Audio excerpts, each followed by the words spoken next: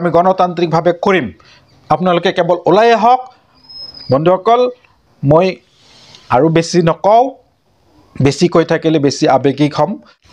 নমস্কাৰ প্ৰিয় শ্ৰোতা দৰ্শকসকল লগতে সদৌ অসম প্ৰাদেশিক শিক্ষক শিক্ষয়িত্ৰীসকল আৰু লগতে 21 চন আৰু 13 চনত বঞ্চিত শিক্ষক শিক্ষয়িত্ৰীসকল প্ৰতিমা দেৱনাথ বাইদেউ তেখেত সম্ভৱত বৰাক ভেলীৰ হ'ব বেংগলীত লিখিছে স্যাৰ আইনের আওতায় আরও কিছু স্কুল রয়েছে আমার স্কুল 2013-2021 সনের আইনের আওতায় কিন্তু এখন পর্যন্ত প্রাদেশিকরণ হয় নাই আমার আর এক বছর আছে আমি বিনা বেতনে 30 বছর পার করে এখন অবসর লব তো ইয়াতকৈ আৰু দুখৰ কথা কি হ'ব পাৰে 30 বছৰে এগৰাকী শিক্ষয়িত্ৰীয়ে বিনা বেতনে কাম কৰি অবসৰ লব অথচ এই 30 বছৰত কিন্তু বহুত মানৱ সম্পদ গঢ়িলে এই মানৱ সম্পদ গঢ়ি থকা বাইদেউজনী শিক্ষয়িত্ৰীজনী আজি বিনা বেতনে ৰিটায়াৰমেন্ট ল'ব লাগিব ইয়াতকৈ দুৰ্ভাগ্যজনক কথা কি হ'ব পাৰে বাইদেৱে কৈছে 13 চন আৰু 21 চনত আউটাৰ ভিতৰত আছিল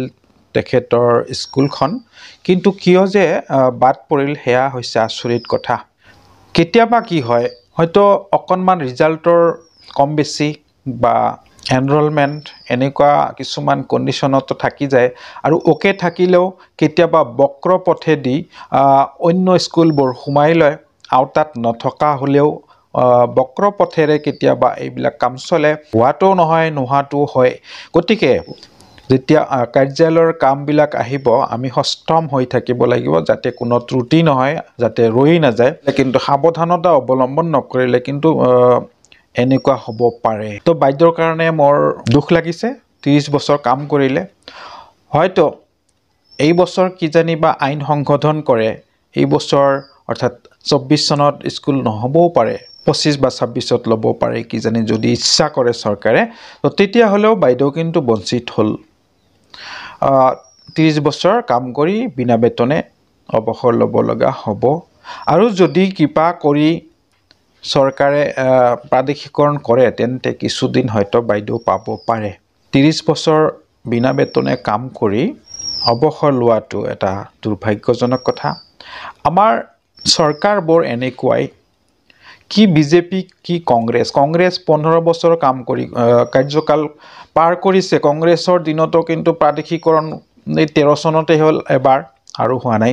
তেওঁলোকেও হেমাহি কৰিছে বহুত নেগলেক্ট কৰিছে ফেন্সাৰ স্কুলক শেষবাৰৰ বাবে তেওঁলোকে বেছিকে অবজ্ঞা কৰিলে যাৰ কাৰণে তেওঁলোকে ভুগি আছে এতিয়া আকৌ এই চৰকাৰখনৰ যিহে অহংকাৰ বহুত অহংকাৰ কি ক'ব আৰু সকলোৱে জানে তো এনেদৰে বহু শিক্ষক অবসৰ ললে চৰকাৰৰ এটাই কুট কৌশল স্কুলবোৰ বাদ পেলাব লাগে শিক্ষকবোৰ ৰিটায়াৰ হৈ যাওক কিছু সংখ্যক শিক্ষক ল'ব আৰু ঢোল বজাব আমিও প্ৰাদেশিকৰণ কৰিলো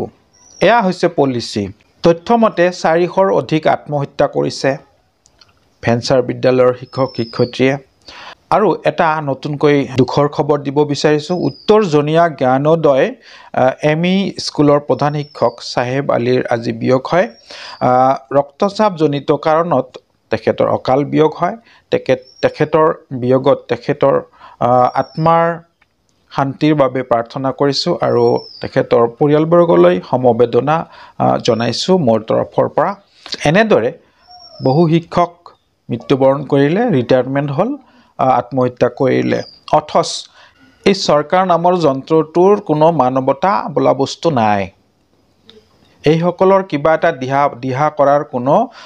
সদিচ্ছা নাই অথচ ঋণ লৈ ৰাজ্যবাসীক ঋণী কৰি থৈ আঁচনিবিলাক চলাই থাকে এটাই অংক কেৱল ভোট বেংকটো কেনেকৈ ধৰি ৰাখিব পৰা যায় হেয়া চিন্তা তেওঁলোকৰ অন্য একো নাই ফেন্সাৰ স্কুলত দুখীয়া শ্ৰেণীৰ ল'ৰা ছোৱালী বেছি পঢ়ে এই দুখীয়া শ্ৰেণীৰ বাবে কি চিন্তা কৰিলে চৰকাৰখনে ফ্ৰী চাউলৰ নামত পাব্লিক বন্দী হৈছে অৰুণোদয়ৰ নামত পাব্লিক বন্দী পাব্লিকৰ মাতো নাই আমাৰ হকে মাত ৰাইজে যে মাতিব সেয়াও বন্ধ কৰি থৈছে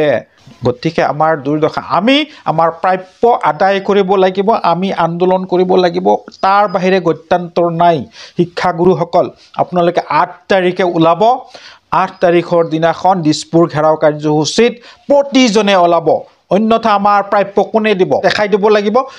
এই ভেঞ্চাৰ শিক্ষকসকল আছে জাগিছে এওঁলোকক কম নহয় গতিকে প্ৰতিজন শিক্ষক শিক্ষয়িত্ৰীলৈ অনুৰোধ জনালো বন্ধুসকল আমাৰ দাবীৰ কাৰণে আমি দাবী সাব্যস্ত কৰিবলৈ আমি এই 8 তাৰিখৰ কাৰ্যসূচীত অংশগ্ৰহণ যাতে আমি প্ৰতিজনে কৰো বন্ধুসকল হেলা নকৰিব মই বহুত বেছি আবেগিক হৈ যাওঁ ময়ো ইয়াৰ এটা অংশ সেইভাবে আবেগিক হওঁ বন্ধুসকল নিশ্চয় লগ পাম 8 তাৰিখে আপোনালোকে আহিব দিছপুৰ ঘেৰাও ৰাজভৱন ঘেৰাও যি কৰিব লাগে কৰিম মৰিলে মৰিম গুলি খালে খাম একেৰাহে এদিন কৰিলে নহব আমি ওপৰা ওপৰি কৈ জানুৱাৰী মাহটো গণতান্ত্ৰিকভাৱে কৰিম আপোনালোকে কেৱল ওলাই আহক বন্ধুসকল মই আৰু বেছি নকওঁ বেছি কৈ থাকিলে বেছি আবেগিক হম গতিকে এইখিনিতে ভিডিওটো আজি সামৰিছো বন্ধুসকল সন্মানীয় শ্ৰোতা দৰ্শকসকল আজিলৈ ভিডিওটো ইমানতে সামৰিছো ধন্যবাদ জয় আই অসম